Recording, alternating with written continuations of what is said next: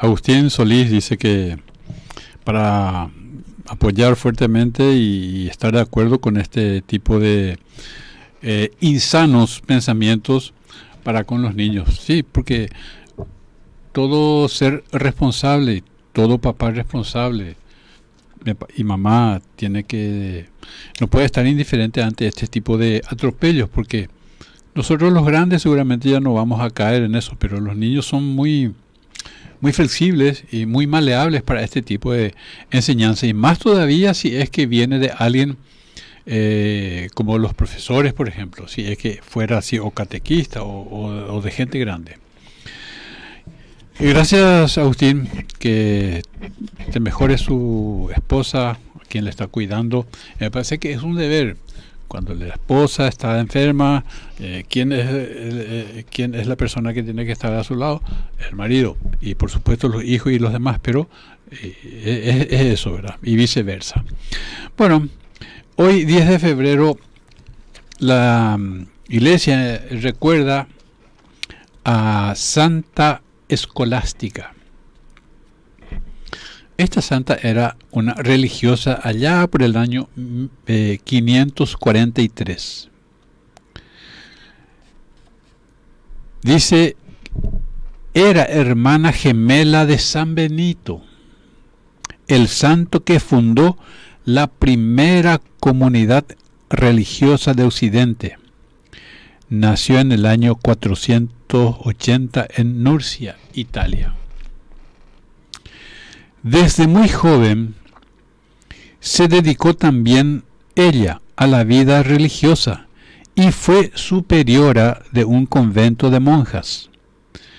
Su hermano dirigía un gran convento para hombres en Monte Cassino, y Escolástica fundó un convento para mujeres a los pies de ese mismo monte. De manera que Escolástica, hermano de San Benito, el santo que fundó la primera comunidad religiosa de Occidente.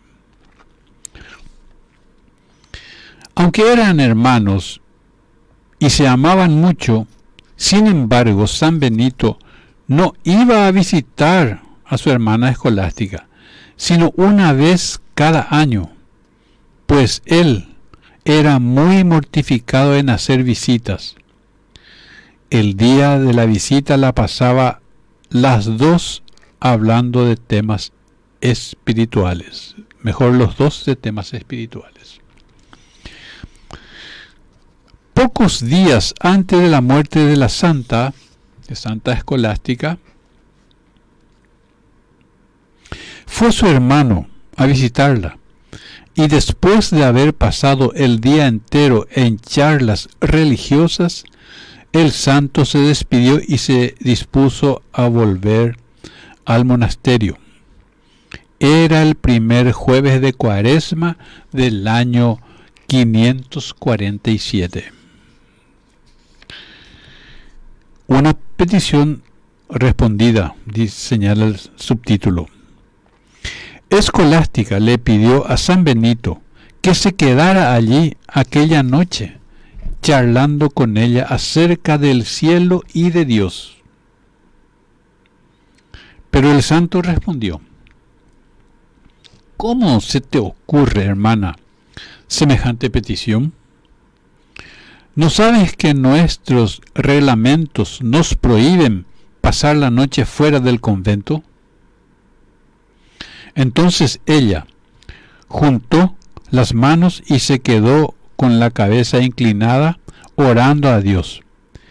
Y enseguida se desató una tormenta tan espantosa y un aguacero tan violento que San Benito y los dos monjes que la acompañaban no pudieron ni siquiera intentar volver aquella noche a su convento. Y la santa le dijo emocionada: ¿ves, hermano? Te rogué y no quisiste hacerme caso. Le rogué a Dios y Él sí atendió mi petición. Y pasaron toda aquella noche rezando y hablando de Dios y de la vida eterna.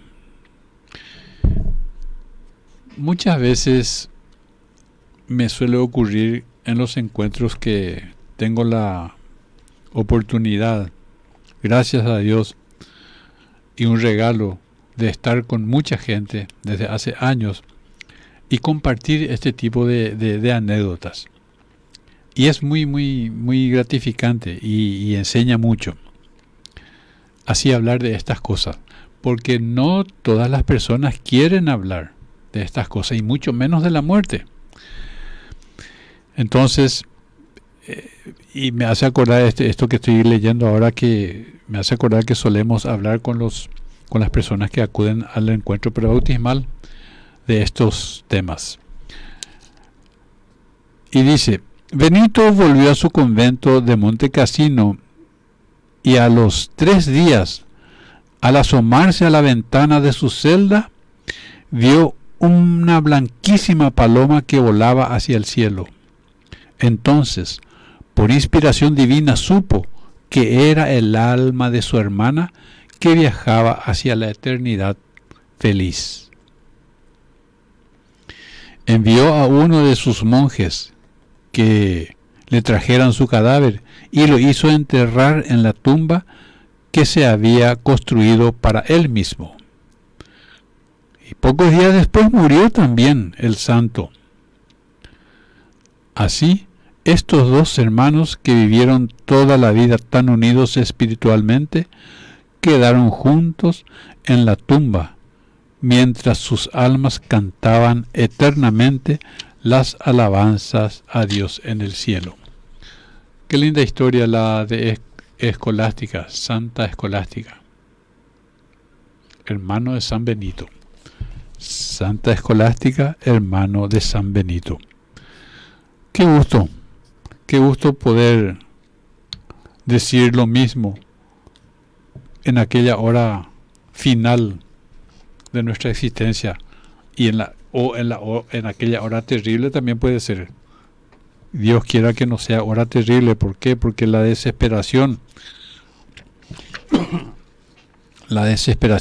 ante la muerte, yo pienso que debe ser por alguna falla, por alguna falta que tenemos, ¿verdad? Pero claro que hablar de la muerte no es tan agradable. Pero por otro lado, ¿por qué rehuir de este pensar, de este pensamiento, de esta conversación, si es lo único seguro que tenemos, todos los mortales, inteligentes o no, instruidos o no, de que eso va a ocurrir? Más allá que nos guste o nos disguste, eso va a ocurrir. Entre lo que te hago llamando bata.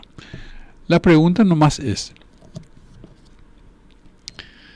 ¿y yo me muero y voy a ser alimento de gusano solamente?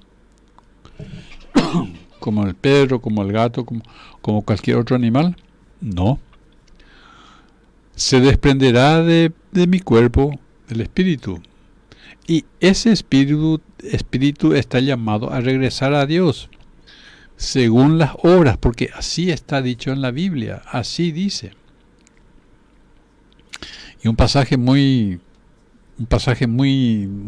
terrible es aquel que dice en la Biblia: es mejor que entres al reino, a la gloria, con un ojo o con un pie o con un brazo, antes que vayas al infierno para toda la vida, donde el fuego no se apaga y el gusano no muere.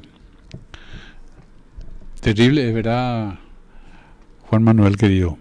Entonces, pero claro, no por miedo es que